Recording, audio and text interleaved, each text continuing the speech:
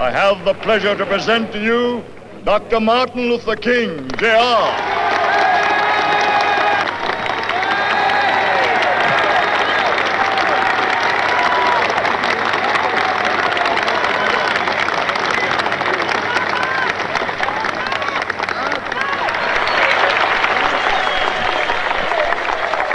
I am happy to join with you today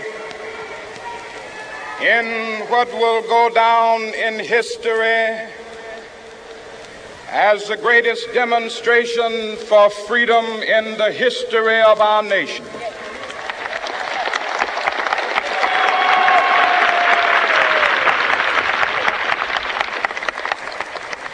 Five score years ago, a great American in whose symbolic shadow we stand today signed the Emancipation Proclamation. This momentous decree came as a great beacon light of hope to millions of Negro slaves who had been seared in the flames of withering injustice. It came as a joyous daybreak to end the long night of their captivity. But 100 years later, the Negro still is not free. 100 years later, the life of the Negro is still sadly crippled by the manacles of segregation and the chains of discrimination. 100 years later, the Negro lives on a lonely island of poverty in the midst of a vast ocean of material prosperity. 100 years later, the Negro is still languished in the corners of American society and finds himself in exile in his own land. And so we've come here today to dramatize a shameful condition.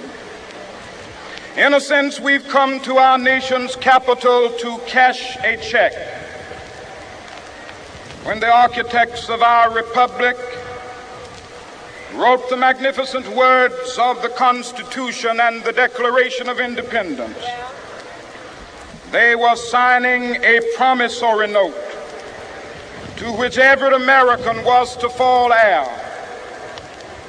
This note was a promise that all men, yes, black men as well as white men, would be guaranteed the unalienable rights of life, liberty, and the pursuit of happiness. It is obvious today that America has defaulted on this promissory note insofar as her citizens of color are concerned. Instead of honoring this sacred obligation, America has given the Negro people a bad check, a check which has come back marked insufficient funds.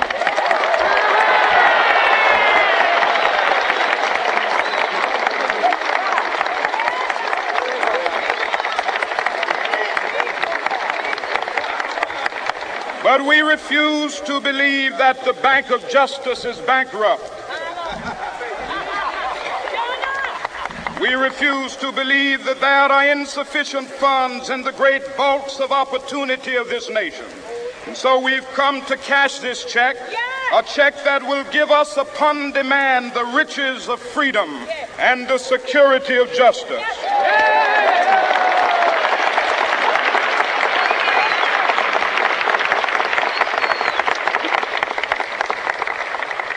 We have also come to this hallowed spot to remind America of the fierce urgency of now. This is no time to engage in the luxury of cooling off or to take the tranquilizing drug of gradualism.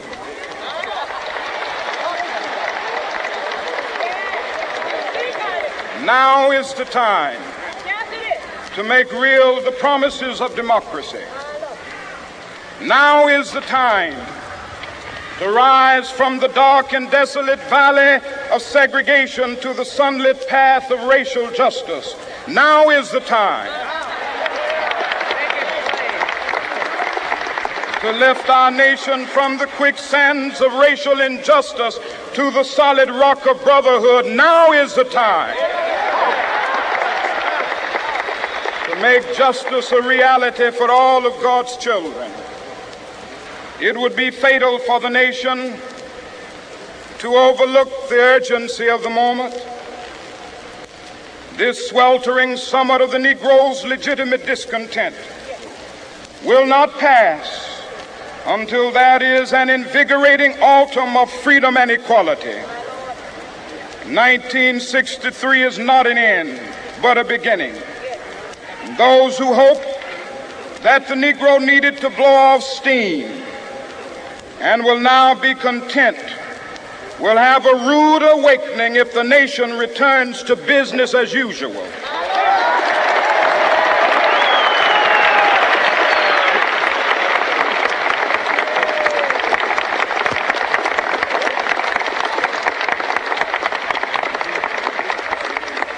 There will be neither rest nor tranquility in America until the Negro is granted his citizenship rights. The whirlwinds of revolt will continue to shake the foundations of our nation until the bright day of justice emerges. But that is something that I must say to my people who stand on the warm threshold which leads into the palace of justice. In the process of gaining our rightful place, we must not be guilty of wrongful deeds. Let us not seek to satisfy our thirst for freedom by drinking from the cup of bitterness and hatred.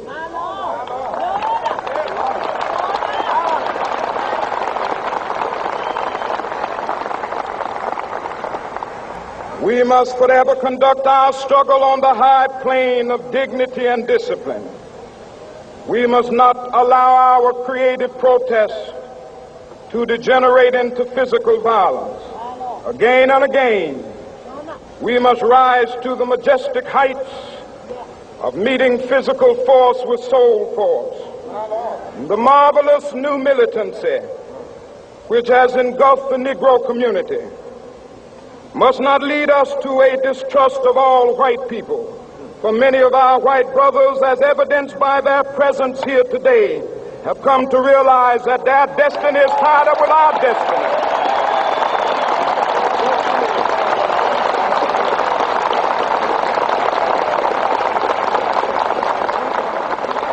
And they have come to realize that their freedom is inextricably bound to our freedom.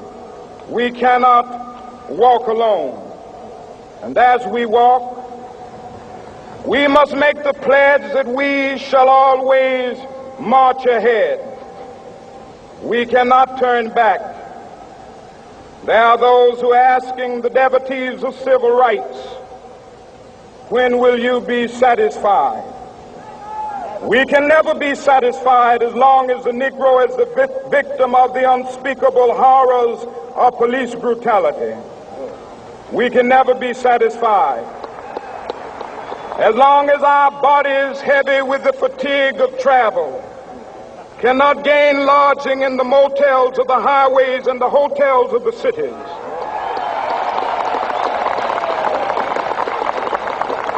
We cannot be satisfied as long as the Negro's basic mobility is from a smaller ghetto to a larger one. We can never be satisfied as long as our children are stripped of their selfhood and robbed of their dignity by signs stating for whites only.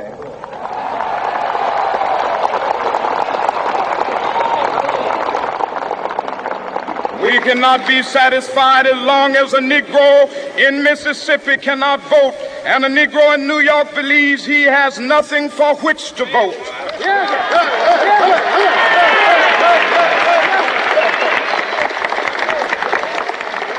No, No, we are not satisfied, and we will not be satisfied until justice rolls down like waters and righteousness like a mighty stream.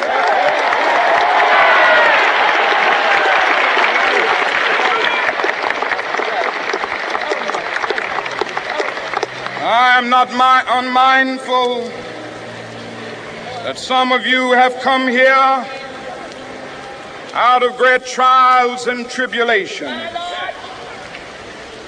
Some of you have come fresh from narrow jail cells. Some of you have come from areas where your quest for freedom left you battered by the storms of persecution and staggered by the winds of police brutality. You have been the veterans of creative suffering. Continue to work with the faith that unearned suffering is redemptive. Go back to Mississippi. Go back to Alabama. Go back to South Carolina. Go back to Georgia. Go back to Louisiana. Go back to the slums and ghettos of our northern cities, knowing that somehow this situation can and will be changed. Let us not wallow in the valley of despair. I say to you today, my friends,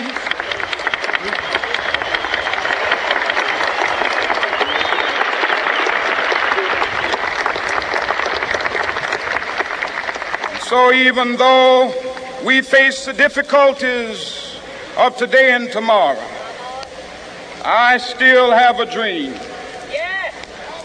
It is a dream deeply rooted in the American dream. I have a dream that one day this nation will rise up and live out the true meaning of its creed. We hold these truths to be self-evident, that all men are created equal.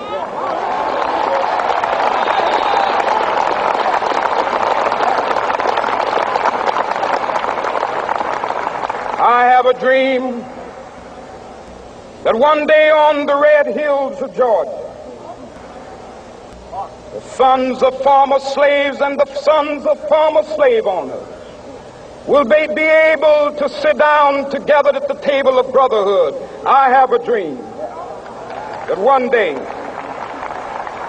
even the state of Mississippi, a state sweltering with the heat of injustice, sweltering with the heat of oppression, will be transformed into an oasis of freedom and justice. I have a dream that my 4 little children will one day live in a nation where they will not be judged by the color of their skin, but by the content of their character. I have a dream today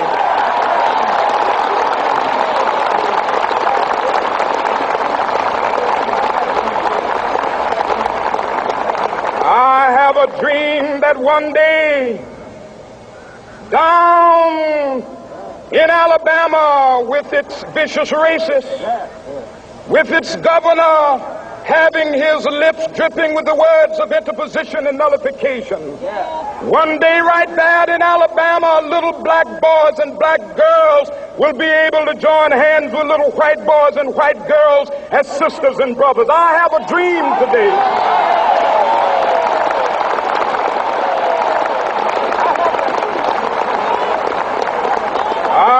a dream that one day every valley shall be exalted, and every hill and mountain shall be made low. The rough places will be made plain, and the crooked places will be made straight, and the glory of the Lord shall be revealed, and all flesh shall see it together. This is our hope. This is the faith that I go back to the South with. With this faith, we will be able to hew out of the mountain of despair a stone of hope. With this faith, we will be able to transform the jangling discords of our nation into a beautiful symphony of brotherhood. With this faith, we will be able to work together, to pray together, to struggle together, to go to jail together, to stand up for freedom together, knowing that we will be free one day. This will be the day when all of God's children will be able to sing with new meaning, my country, tears of thee.